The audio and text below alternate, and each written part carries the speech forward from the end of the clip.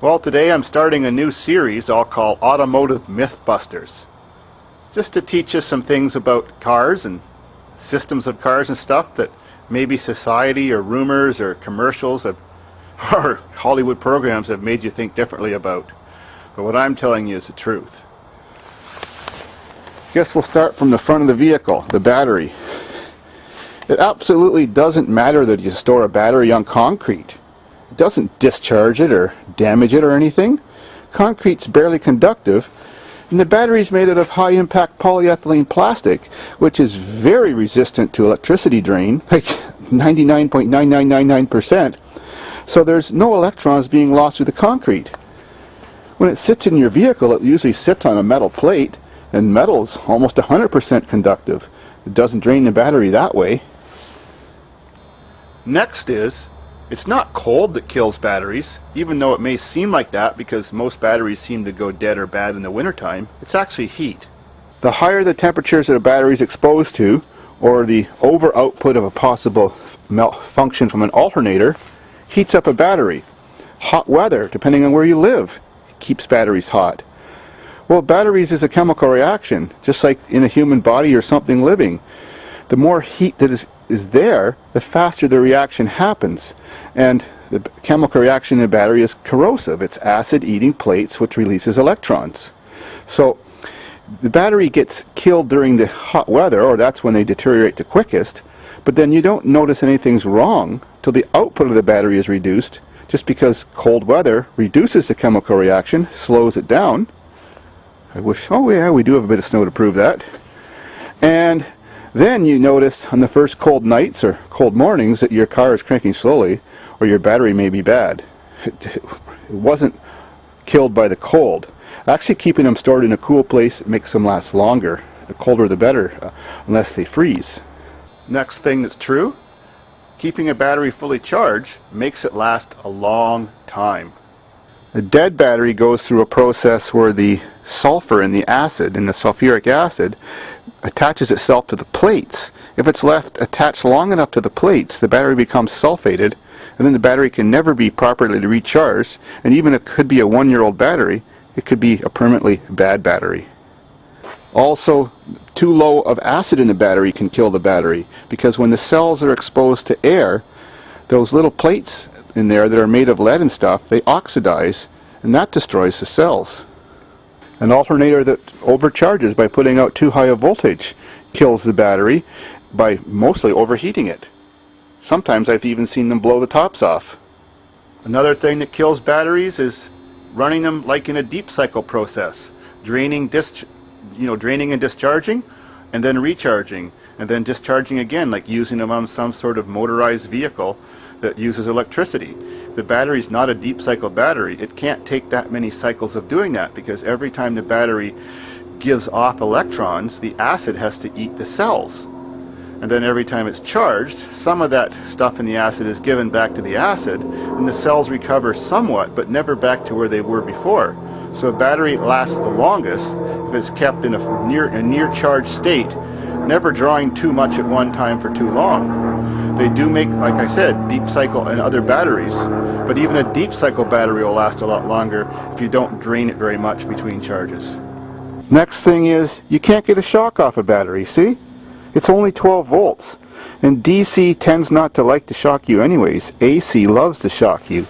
The only part of your car you can get a shock off is the spark plugs. That's about 30,000 volts. I guess if you could run 2 wires to your tongue, you could feel the 12 volts, but that's about it. Sometimes, one day, your battery's perfectly fine and has been all along, and the next day, seems that your dash lights light up. You know, a few things come on, sort of, but maybe not the headlights. And you turn your key, there's nothing happens. Your battery's just like flat.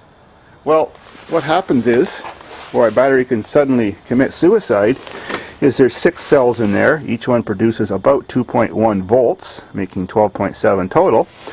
And there's a little bridge between every cell. Every cell has a plate of plastic sealing each little acid container from touching the other one. And then above the level of the acid, there's a little lead bridge, 2 of them for each cell, that jumps everything together to make a series circuit. Well, those little lead bridges sometimes break. That's why your battery can suddenly die.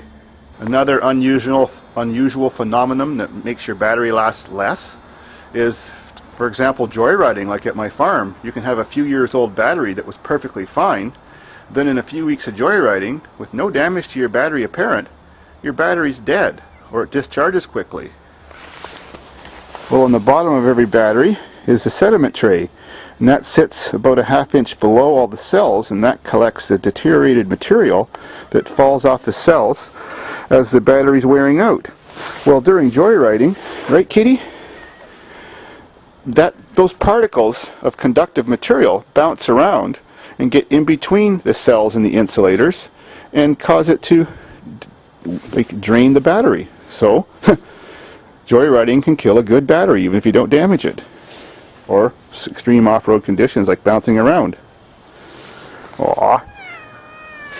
Don't ever throw your batteries away when you're done with them. They have acid in them, and who knows where that's going to end up. They also have lead. That's poisonous too. They're quite valuable for recycling right now. There's been times when they were worth only $1.50.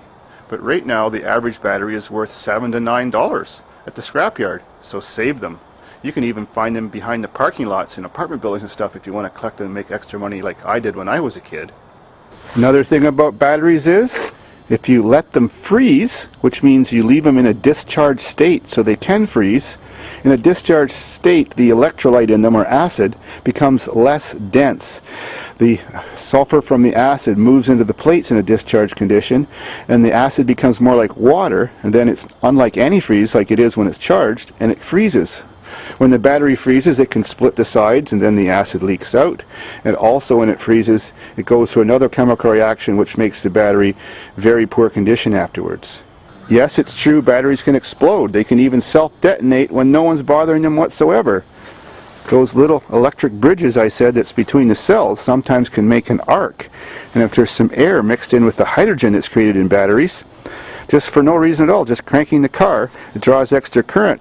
That bridge arcs and the battery explodes. It can certainly also explode if air is leaking around into the caps, or the caps are off while you're attaching a battery charger to it, or power, and a spark lands inside and ignites the hydrogen and oxygen. You could go blind. And be careful. Acid, when it gets on your skin, at first seems like nothing happens. Then later on, in a few minutes, it starts stinging really bad. You better quickly wash it off. Of course, in your eyes, it's instant blinding conditions. When it lands on your clothes, you don't even really notice anything. You could walk around all day and your clothes just seem the same, just have a damp spot. But next time you wash them, or the next day when you go to put them on, they'll just fall apart. And there is a bit of new battery technology out there, gel cell batteries. They are improved. Like I said, for off-roading and extreme bouncing around, a gel cell battery is a lot less likely to deteriorate than a lead-acid battery with the liquid acid just sloshing. They have other advantages too. When a battery is low on electrolyte, you're supposed to add distilled water. The reason for that is regular water contains calcium, which is a conductor of electricity, and acid likes to corrode it, and that would weaken the acid and make calcium deposits inside, which is negative to your battery's performance. You're not generally supposed to add acid unless it leaked out, because when the fluid gets low in a battery, it's just water vapor that disappeared from the acid, and the acid actually became more concentrated, so adding distilled water back to it brings the electrolyte back to its specific gravity where it's supposed to be. Hope you learned something. Tomorrow's lesson's on cooling systems and their myths and truths. Keep watching David's Farm. Merry Christmas. Bah humbug. I hate Christmas.